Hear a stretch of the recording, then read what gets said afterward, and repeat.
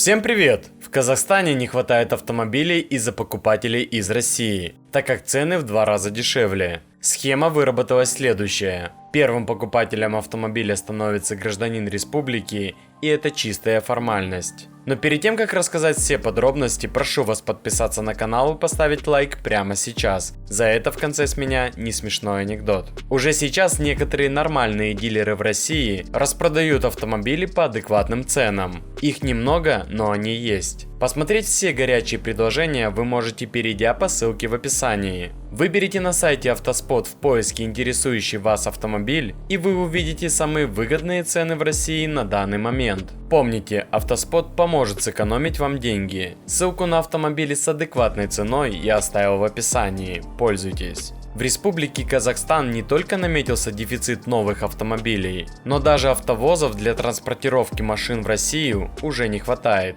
Виной тому серые дилеры, чрезвычайно активизировавшиеся на границе государств после февральских событий. Дело в том, что теперь автомобили в Казахстане существенно дешевле, чем в РФ, и россиянам выгодно приобретать машины в соседней стране. В качестве примера посмотрите прайсы на кроссовер Chery Tiggo 8 Pro. Комплектация с адаптивным круиз-контролем в России стоит 3 миллиона 240 тысяч рублей с учетом скидки, а в Казахстане топовый вариант модели продается за 2 миллиона рублей. Как правило, реэкспорт запрещен дистрибьютором. Поэтому схема выработалась следующая. Первым покупателем автомобиля становится гражданин Казахстана. Это чистая формальность. Для того, чтобы произвести таможенную очистку, оплатить транспортные услуги, загнать автомобили на автовоз и отправить в Россию. Покупателю выплачивается вознаграждение в размере около 50 тысяч рублей, а машина переоформляется уже на настоящего владельца. За месяц один продавец может перегнать из Казахстана в Россию более 50 новых автомобилей. Но есть и сложности.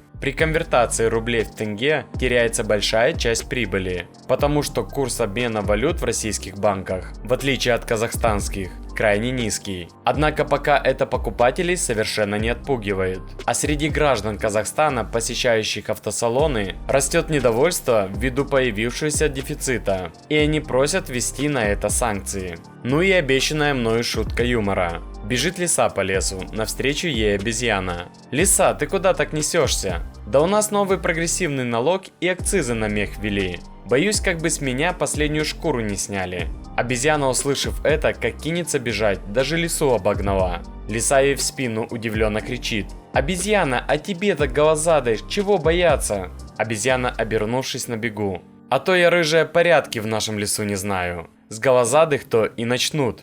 А на этом все. Буду держать вас в курсе всех событий. Очень интересно узнать ваше мнение по этому поводу. Откуда в России столько покупателей на новые машины? Давайте пообщаемся и подискутируем. И не забудьте за мою работу поставить свой царский лайк, подписаться на канал и нажать на колокольчик. И самое главное, задумайтесь. Мы не верим человеку, который говорит правду, но мы верим тем, кто говорит ложь, но красиво.